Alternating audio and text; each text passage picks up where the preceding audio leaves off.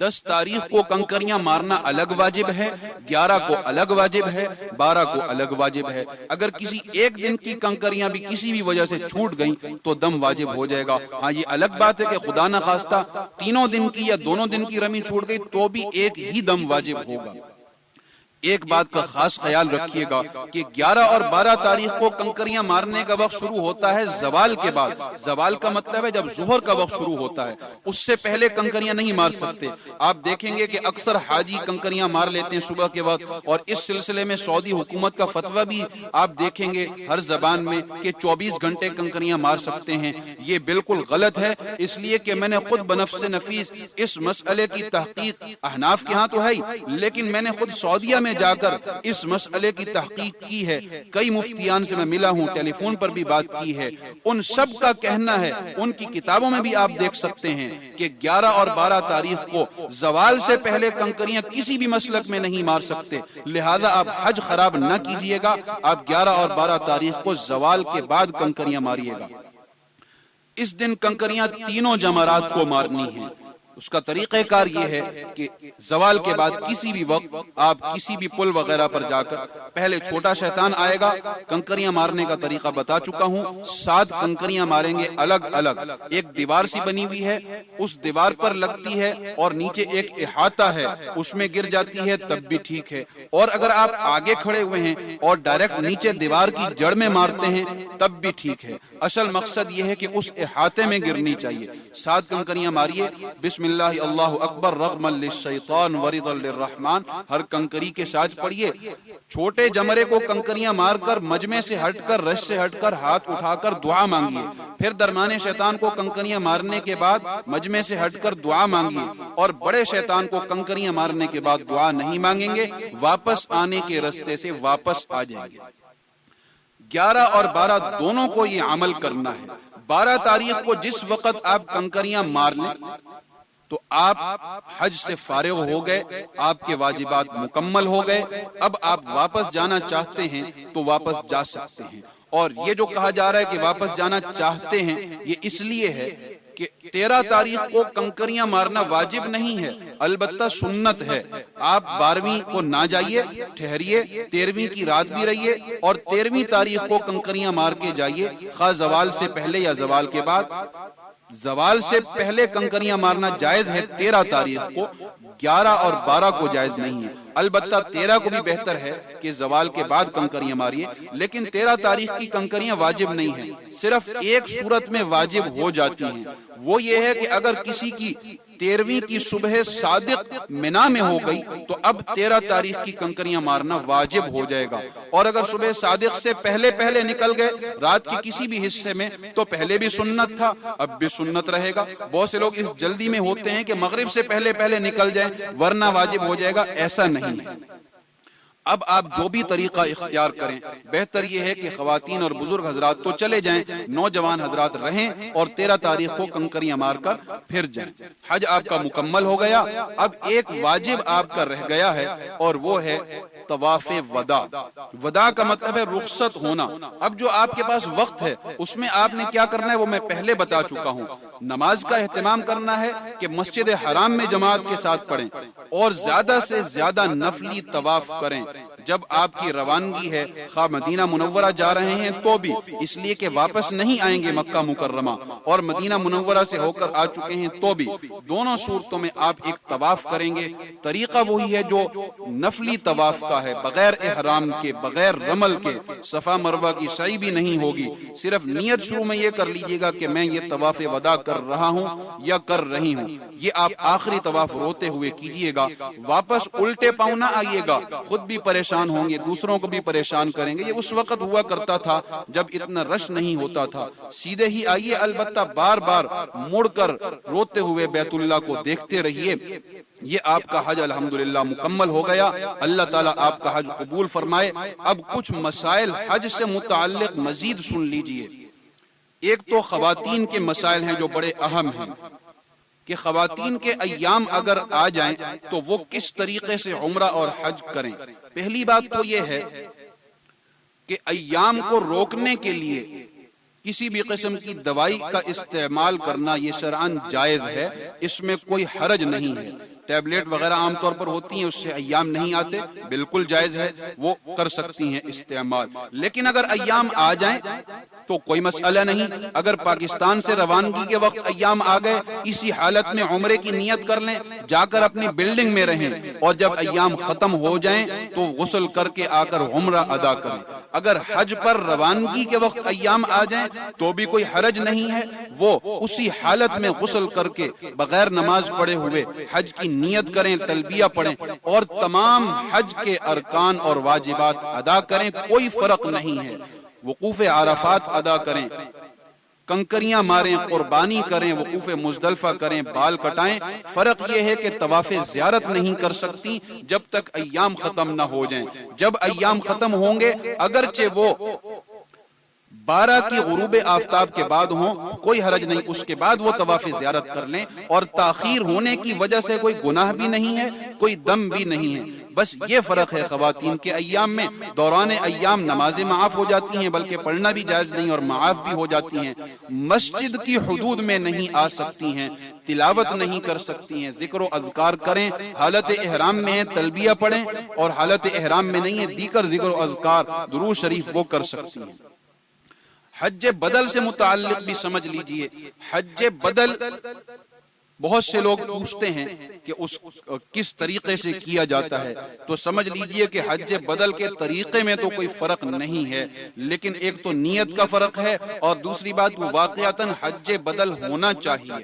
حج بدل کی ویسے تو بہت سی شرائط ہیں، لیکن جو موٹی موٹی شرائط ہیں وہ میں بتا دوں۔ پہلی بات تو یہ ہے کہ جس کی طرف سے حج بدل کر رہے ہیں اس پر حج فرض ہونا چاہیے، پہلی بات۔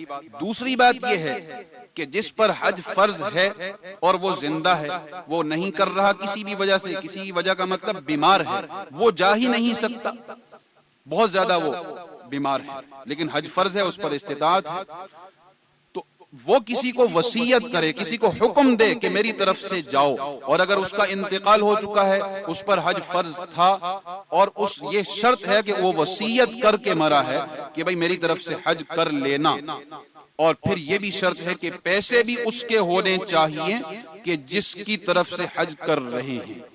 اب عام طور پر یہ ہوتا ہے کہ لوگ کہتے ہیں کہ میں اپنے والد یا والدہ کا حج بدل کر رہا ہوں، حالانکہ یہ شرطیں نہیں پائی جاتی۔ اکثر یہ ہوتا ہے کہ ان پر استطاعت ہی نہیں تھی، ان پر حج فرض ہی نہیں تھا، تو اب یہ ہے کہ آپ یہ نہ بولیں کہ میں حج بدل کر رہا ہوں۔ اگر آپ نے اپنا حج کیا ہوا ہے بشرطے کہ حج فرض آپ ادا کر چکے ہیں، اللہ تعالیٰ دوسری تیسری بار توفیق دے رہے ہیں، تو آپ یوں نیت کر لیجئے کہ یہ میں نفلی حج جو کر رہا ہوں اس کا ایصال ثواب میں اپنے والد کو یا دونوں کو میں پہنچا رہا ہوں، حج بدل یہ نہیں کہلائے گا۔ حج بدل فرض کے لیے وہ تمام شرائط ہیں جو میں نے ذکر کی، اس پر حج فرض ہو، اس کا حکم ہو، انتقال ہے تو وصیت کی ہو، اور پیسے بھی اس کے ہوں۔ البتہ فقہا نے والدین کے لیے صرف یہ نرمی کہی ہے کہ اگر والدین میں سے کسی ایک پر حج فرض تھا تو باقی شرطیں ساقط ہو جائیں گی، کہ اگر انہوں نے وصیت نہ بھی کی ہو اور پیسے بھی ان کے نہ ہوں، ان کی اولاد اگر حج کر رہی ہے تو امید ہے کہ اللہ تعالیٰ قبول کر لیں گے، لیکن اگر کوئی اور ہے کسی اور کی طرف سے کر رہے ہیں تو یہ شرط ہے۔ اور حج بدل فرض میں اور نفلی میں یہ فرق ہے کہ حج بدل فرض تو ایک ہی کا ادا کیا جاتا ہے، حج بدل نفلی آپ کئیوں کی نیت کر سکتے ہیں، اور حج بدل فرض میں یہ شرط تو نہیں ہے کہ اس شخص نے پہلے اپنا حج کیا ہوا ہو، البتہ یہ بہتر ہے اگر وہ ایسا کر رہا ہے تو اس کا اپنا حج ادا نہیں ہوگا، یہ مناسب نہیں ہے، حج اس کا ہی ادا ہو جائے گا جس کا کر رہا ہے، بشرطے کہ تمام شرائط پائی جا رہی ہوں۔ بہتر یہ کہ حج بدل وہ کرے جو پہلے اپنا حج ادا کر چکا ہے۔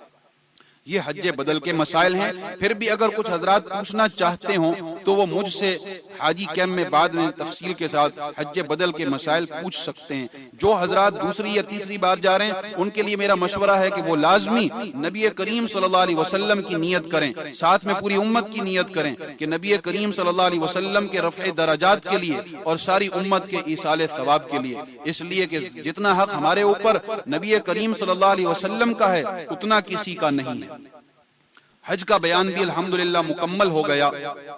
اب میں مدینہ منورہ کی زیارت کا طریقہ بھی بتا دوں، چونکہ اگرچہ وہ حج کا حصہ تو نہیں، اس کے بغیر حج ہو جاتا ہے، لیکن نبی کریم صلی اللہ علیہ وسلم کا فرمان ہے کہ جو شخص آ گیا یہاں پر اور میرے پاس نہیں آیا تو اس نے اپنے ساتھ بھی زیادتی کی، اپنے اوپر بھی ظلم کیا اور میرے ساتھ بھی زیادتی کی۔